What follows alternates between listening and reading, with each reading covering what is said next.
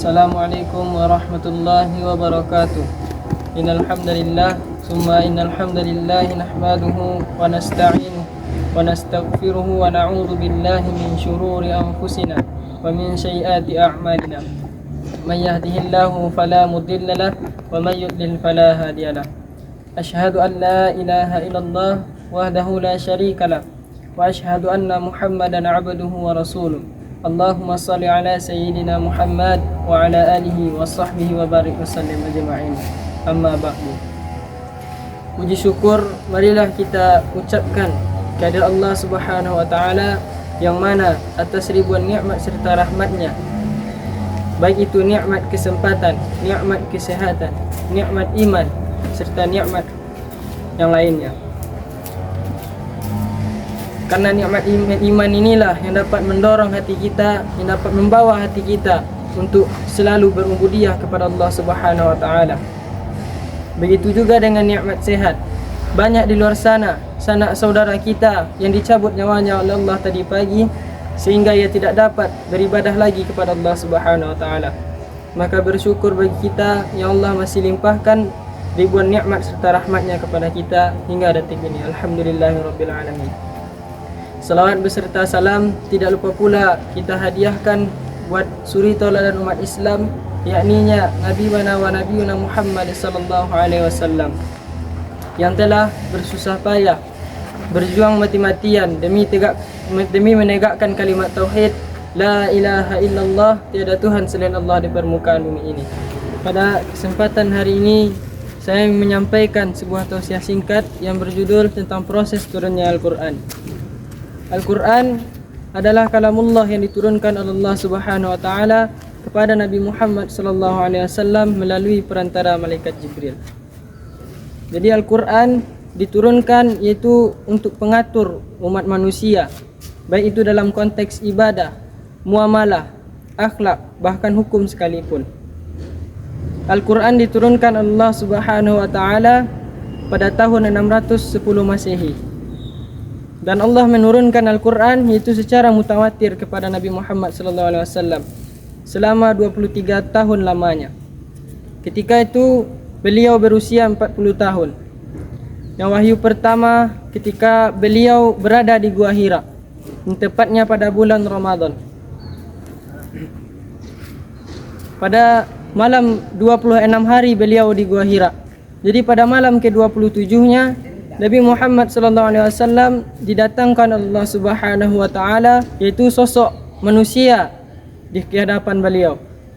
Jadi ketika itu yang tadinya beliau sendiri di sana, yang tadinya tidak ada orang di sana. Jadi kalau siapapun yang naik akan kelihatan. Jadi di sini tidak ada yang naik. Tiba-tiba orang itu datang ke hadapan beliau langsung berkata, sebagaimana dalam hadis Bukhari dan Rasulullah SAW berkata, telah datang kepadaku seseorang memakai pakaian serba putih dengan membawa kotak yang diselimuti dengan kain sutra yang berisi yaitu buku. Kemudian beliau berkata kepada saya, Iqra, bacalah. Lalu saya menjawab, aku tidak bisa membacanya. Lalu orang tersebut memelukku dengan seerat-eratnya dan melepaskan kembali serta melontarkan pertanyaan yang sama dengan kedua kalinya. Dan aku menjawab, aku tidak bisa membacanya. Lalu beliau memelukku lagi dengan seerat-eratnya, seakan-akan rohku mau keluar. Lalu dia melepaskan dan dia bertanya, Iqra, bacalah. Lalu aku mengubah pertanyaanku, apa yang harus ku baca? Lalu orang itu berkata, baca surah Al-Alaq 1-5. A'udzu billahi minasyaitonir rajim. Bismillahirrahmanirrahim. Iqra bismi rabbikal ladzi khalaq. Khalaqal insana min 'alaq. Iqra wa rabbukal akram alladzi 'allama bil qalam. 'Allamal insana ma lam ya'lam. Shadaqallahul azim. Bacalah dengan menyebut nama Tuhanmu yang menciptakan. Dia telah menciptakan manusia dengan segumpal darah. Bacalah. Dialah yang mengajarkan manusia dengan pena. dan dialah yang mengajarkan manusia tentang apa yang tidak diketahuinya. Jadi wahyu pertama ini menandakan bahwa awal turunnya Al-Quran yang akan berlangsung selama 23 tahun lamanya, baik itu ketika beliau berada di Mekah maupun di Madinah, yang menyesuaikan tentang kondisi dan situasi umat Islam pada saat itu. Dalam Al-Quran banyak menjelaskan tentang proses turunnya Al-Quran ini,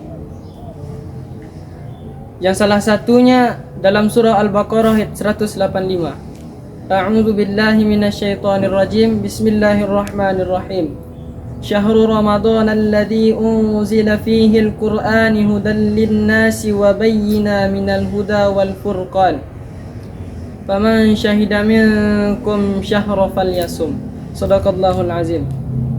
Yang artinya, bulan Ramadan adalah bulan yang di dalamnya diturunkan Al-Quran sebagai petunjuk bagi umat manusia dan penjelasan mengenai petunjuk itu, dan sebagai pembeda antara yang benar dan yang batil.